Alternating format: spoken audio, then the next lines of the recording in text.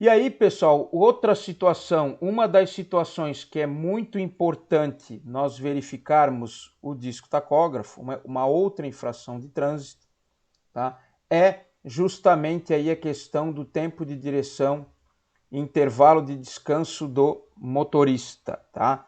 Então, em que situações que a gente vai verificar esse tempo de descanso do motorista, tá?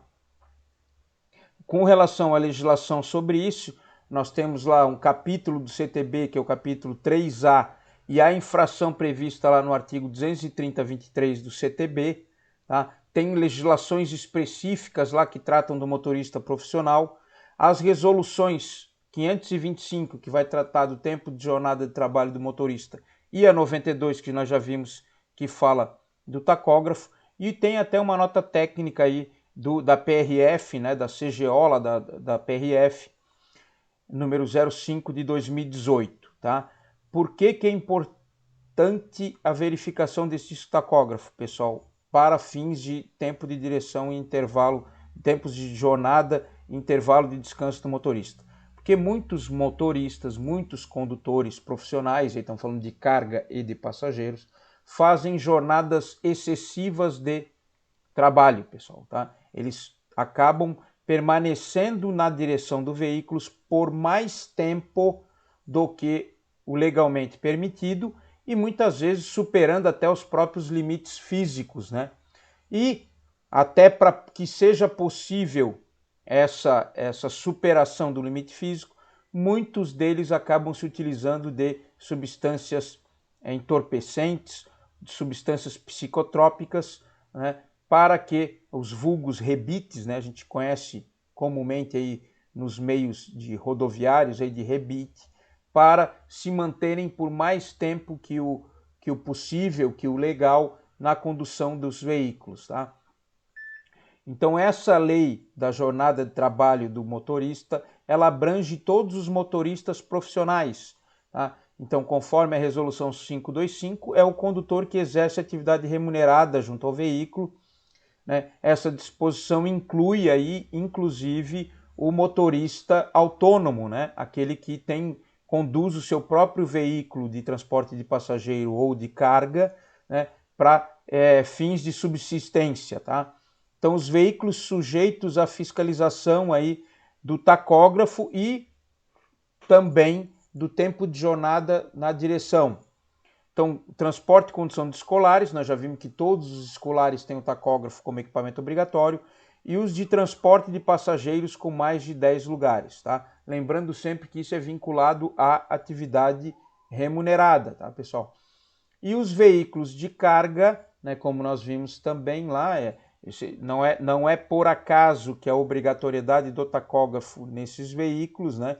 Então, nos veículos com PBT superior a 4.536 kg, a gente também vai fiscalizar esse tempo de jornada do condutor. Tá? Então, as disposições desse código são aplicáveis a qualquer veículo, bem como aos condutores dos veículos nacionais ou estrangeiros. Então, é cobrado, né, esse tempo de jornada de trabalho também dos estrangeiros, inclusive dos estrangeiros, tá? Esses veículos provenientes de países, aí, principalmente do Mercosul, né, também é cobrado o tempo de jornada e direção deles, que nós já vamos ver em seguida quais são. Tá? Então, o tempo de direção é o período em que um condutor estiver efetivamente ao volante de um veículo em movimento, né, em curso entre a origem e o destino daquele deslocamento. E o intervalo de descanso é o período de tempo em que o condutor estiver efetivamente cumprindo o descanso estabelecido, comprovado por meio dos documentos previstos na Resolução 525, não computadas as interrupções involuntárias, tais como as decorrentes de engarrafamento, semáforo e sinalização de trânsito. Então, o intervalo de descanso é aquele que ficou efetivamente parado. A gente não considera para fins de descanso aquele tempo em que o veículo permaneceu parado decorrente de alguma situação, seja de engarrafamento, de semáforo ou por sinalização de trânsito. E para a fiscalização dessa jornada de trabalho, pessoal, a gente vai usar primeiramente, né, o tacógrafo. Tá? Então, o cronotacógrafo, né, esse registrador instantâneo e inalterável de velocidade e tempo, vai ser um dos principais meios de fiscalização dessa jornada de trabalho, tá? Ou outros equipamentos aí na forma regulamentada pelo CONTRAN, mas a princípio o tacógrafo é que vai ser o principal equipamento utilizado para essa fiscalização. Também pode ser utilizado para fiscalização, pessoal, esse diário de bordo, papeleta ou ficha de trabalho externo, que é um documento fornecido pelo empregador, tá?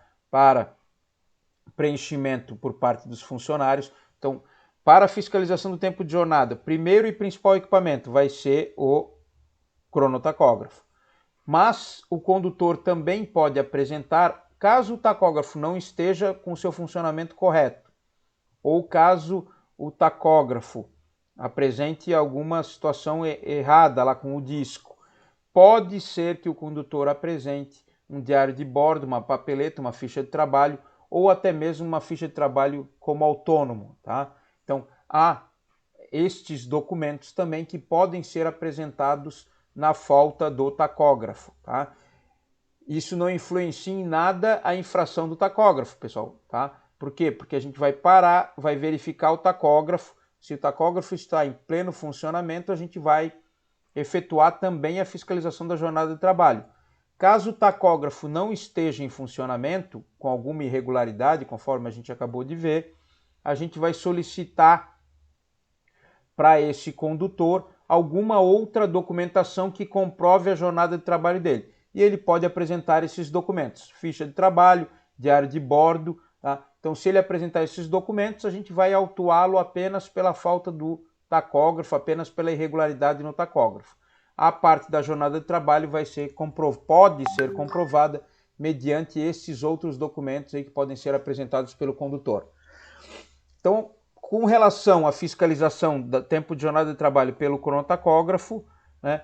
Então, a fiscalização deve ser dada primordialmente pelo tacógrafo, por meio da análise do disco diagrama ou da fita diagrama do cronotacógrafo, e a fiscalização pelos expedientes, ali, pelos documentos relacionados, né, como ficha de trabalho, diário de bordo, papeleta, somente quando da impossibilidade da fiscalização pelo tacógrafo ou pela fita diagrama, tá? Então, sempre vamos usar o disco tacógrafo. Na impossibilidade, a gente já faz a autuação lá pela irregularidade constatada no disco tacógrafo, e aí nós vamos ver se ele possui ou não os outros documentos, se não também cabe infração aí pela jornada de trabalho.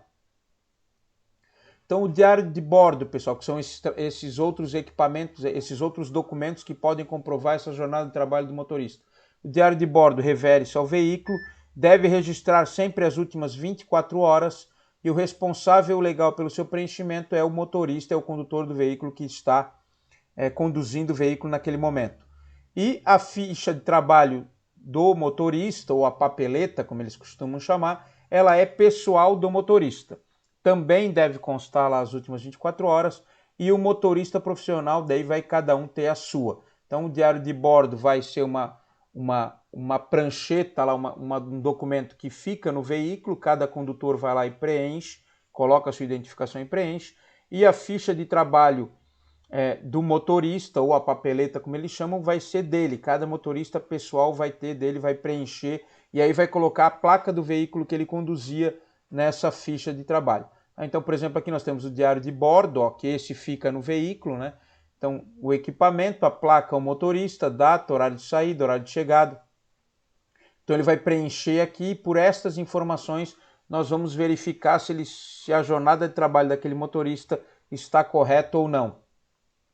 Assim como nós temos a ficha de trabalho do motorista, que daí ele vai preencher a ficha dele, vai identificar o veículo que ele estava dirigindo e vai preencher lá com os dados de horários e quilometragem de chegada e saída, tá? Também ali nós vamos verificar se a jornada de trabalho dele está conforme a legislação, tá? Então, essas informações, né, o que deve ter nessas fichas de informação. Então, o disco tacógrafo, como era feito lá no disco tacógrafo, a gente deve registrar no verso ou no anverso do diário de bordo, né, o nome e matrícula do policial que fez a fiscalização, data e hora local dessa fiscalização e o número do auto de infração, se for o caso. Então, geralmente, quando a gente solicita aí a fiscalização desse diário de bordo ou da ficha de trabalho, já há a infração do tacógrafo, né? Porque a gente não conseguiu a informação do tacógrafo e aí passou a se exigir esse outro documento para fins de fiscalização, tá? Por quê, pessoal? Quais são os limites, o que está previsto na legislação como tempo máximo de condução para condutores profissionais, pessoal? Naqueles veículos que eu citei para vocês, né? Transporte de passageiros acima de 10 lugares, transporte remunerado de passageiros acima de 10 lugares, transporte de escolares e veículos de carga com PBT superior a 4.536 quilos, tá? Então, quais são os limites máximos que esses condutores destes veículos podem permanecer na direção do veículo? Então, no caso do transporte de passageiros e no transporte de carga, é vedado que ele permaneça por mais de 5 horas e meia ininterruptas dirigindo o veículo. Aí, quais são as diferenças? Serão observados 30 minutos de descanso dentro de cada 6 horas para o transporte de carga. Então, a cada 6 horas do transporte de carga, a gente vai observar 30 minutos de descanso, tá? Sendo facultado o seu fracionamento, então ele não precisa ficar meia hora parado a cada 6 horas, ele pode ficar 10 minutos, depois ele para mais 10, depois ele para mais 10. Contou a meia hora a cada 6 horas. Tá? Mas o que ele não pode é ultrapassar 5 horas e meia contínua na direção do veículo. Então é proibido permanecer mais de 5 horas e meia direto conduzindo o veículo, pessoal. No veículo de carga ele tem que parar pelo menos meia hora a cada 6 horas. Então, obviamente, se ele, a cada meia hora ele parar 30 minutos, ele não vai ultrapassar 5 horas e meia na condução do veículo. Para o caso dos veículos de passageiros, tá? Esse tempo é reduzido para 4 horas. Então, o veículo de transporte de passageiros não pode ultrapassar 4 horas na condução. Então, a cada 4 horas de condução, ele tem que parar meia hora. Então, o motorista lá, de passageiro conduziu por 4 horas, ele tem que parar meia hora. Não pode ultrapassar 4 horas ininterruptas. Pode conduzir 2 horas, para meia hora, para 15 minutos, depois conduz mais 2 para mais 15 minutos? Pode. Tá? Não pode fracionar esses tempos de descanso em períodos inferiores a 5 minutos. Tá? Cada motorista de transporte passageiro tem que permanecer 30 minutos parado a cada 4 horas, sendo que esses intervalos de parada não podem ser menores do que 5 minutos. Isso para os veículos de passageiro. Veículo de carga não tem essa situação. Aí, em casos excepcionais, pessoal, e devidamente justificados, a gente pode permitir que esse condutor continue conduzindo o veículo por mais algum tempo, para que ele chegue num local seguro de parada, né? Então a gente abordou um veículo de lá de transporte de carga, o condutor já está conduzindo esse veículo há 5 horas e meia, ele deveria parar por meia hora para descanso, a legislação determina isso, porém a gente pode prorrogar essa obrigatoriedade dele para que ele chegue até um local, por exemplo, a gente já tem conhecimento, mais para frente tem um posto de gasolina, ou o local de descarregamento dele é próximo ali ao local da abordagem, então a gente pode prorrogar esse tempo excepcionalmente, justificadamente, mais 5 minutos até que ele chegue ao local, um local seguro de parada ou ao local de descarregamento dele. Então, então há possibilidade da gente dar essa prorrogação, obviamente, em situações excepcionais, senão a gente já autua e determina que ele faça o descanso, né, no local ali, inclusive pode ser até no local da abordagem, desde que seja um local seguro, né? Senão a gente determina que ele vá até um posto de gasolina ou um local adequado e faça esse período de descanso. Então nós vimos que a cada 6 horas tem que ter meia hora nos veículos de carga e a cada 4 horas os veículos de passageiro têm que parar meia hora. Tá? Mas além desses períodos, tá? O condutor é obrigado a observar dentro de 24 horas, então a cada 24 horas, o condutor tem que observar 11 horas de descanso, tá? Tem que ser obrigatório a cada 11 horas, então ele só pode, o tempo máximo de trabalho do motorista em 24 horas são 13 horas na condução do veículo. Ele tem que parar a cada 6 horas no veículo de carga, a cada 5 horas e meia, né? Ele faz 5 horas e meia e para meia hora. Isso vai sendo somado e ele tem que ter no mínimo 11 horas de descanso no período de 24 horas. Sendo que dessas 8 horas, 8 tem que ser ininterruptas. 8 tem que ser contínuas. Tá? As 3 horas restantes é que podem ser divididas a cada meia hora ali da cada 6 horas. Entendeu? Então ele tem que ficar em 24 horas, o condutor tem que ficar 8 horas ininterruptas de descanso. Aí ele pode conduzir por 5 horas e meia para meia hora, mais 5 horas e meia para meia hora. Tá? E aí nós já temos 9 horas de descanso, até fechar as 11 horas, que ele tem que permanecer obrigatoriamente em descanso no período de 24 horas. Tá? Então a gente sempre vai observar tanto o horário de descanso fracionado, que é esse, no máximo 5 horas e meia tem que parar meia hora, e também nós vamos observar que o condutor, nas últimas 24 horas, tem que ter estas 11 horas de descanso, sendo que 8 destas horas tem que ser ininterruptas, tá? Ele não pode conduzir o veículo neste período de 8 horas ininterruptas. Tá? E aí, pessoal, o condutor somente iniciará uma viagem após o cumprimento integral do intervalo de descanso previsto de 11 horas desse artigo. Tá? Então, o que acontece, pessoal? Se o condutor não conseguir comprovar esse período de descanso dele, a gente pode reter o veículo para que ele cumpra obrigatoriamente esse período de descanso de 11 horas. Tá? Então, se ele tiver com tacógrafo lá irregular, a gente retém o veículo dele, retém muitas vezes até o documento do veículo, determina que ele vá até um local seguro, permaneça por 11 horas descansando com esse veículo parado e depois retorne até o nosso local de fiscalização ou algum local determinado para que ele pegue o CRLV novamente do veículo e possa prosseguir viagem. Tá? A gente retém o documento do veículo e determina que ele efetue essas 11 horas de descanso. Tá? É bem comum isso, principalmente nessa situação em que não há a comprovação do tempo de jornada do condutor. Tá? A gente vai ver aí que vários condutores não têm essa comprovação do tempo de jornada. Obviamente, pessoal, sim, esses tempos de jornada, né, muito extensos, vão ser mais plausíveis, né, vão ser mais fiscalizados dentro do transporte em rodovias, né?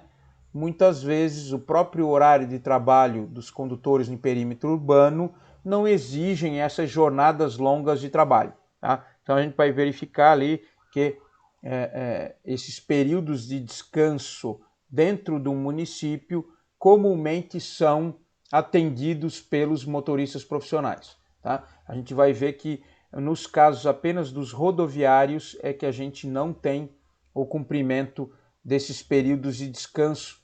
Tá? Então, por isso que a gente tem que observar essas situações. O que acontece, pessoal? O descanso destes condutores poderá ocorrer em cabine de veículo ou poltrona correspondente ao serviço de leito. No caso de transporte de passageiros, devendo o descanso ser realizado com o veículo estacionado, ressalvado o previsto no inciso 9. Tá? Então, o que quer dizer, pessoal? Que os veículos aí de passageiro, o condutor pode descansar dentro do próprio veículo, tá? Não é obrigatório que ele se dirija a um estabelecimento dormitório para que ele repouse, tá? Nos casos em que o empregador adotar 2 motoristas, isso pode acontecer também, e por isso que há essa diferenciação de motoristas, inclusive no próprio tacógrafo, a gente vê quando que o motorista assumiu e quando que o outro assumiu.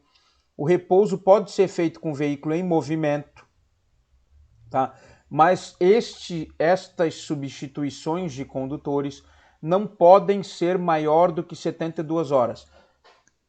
Então, esses veículos, isso é muito comum, principalmente, pessoal, a gente vê muito isso com aqueles ônibus que vêm da Argentina, tá? Eles vêm com 2 motoristas e eles vêm rodando direto. Eles vêm igual uns loucos, 24 horas rodando direto, tá? E aí, às vezes, o motorista dorme, o outro acorda, eles têm lá um canto lá no fundo do ônibus, lá que eles deitam, lá parece até um sarcófago, lá um caixãozinho, lá que uma portinha que eles entram lá para dentro e dormem, tá? E a cada 6 horas eles têm que ser, a cada 4 horas tem que descansar meia hora, né, obrigatoriamente nos veículos de passageiro, tá? Mas a cada 72 horas, pessoal, como eu falei, tá? Este descanso tem que ser feito em dormitório, tá? Eles não podem permanecer mais de 72 horas trocando o motorista ali em caso permanente, tá? Então tem o período de descanso lá que nós vimos do motorista, cada motorista tem que ter, aí tem que ter lá aquela situação de a cada 24 horas tem que ter 11 horas de descanso, a cada 6 horas veículo de carga tem que ter meia hora, dirige no máximo 5 horas e meia, é obrigatório meia hora, tá? Ou intervalo esses descansos. Ônibus de passageiros a cada 4 tem que parar meia hora, tá? Além disso, nós temos lá que ele tem que descansar 11 horas no período de 24 horas, sendo que 8 ininterruptas.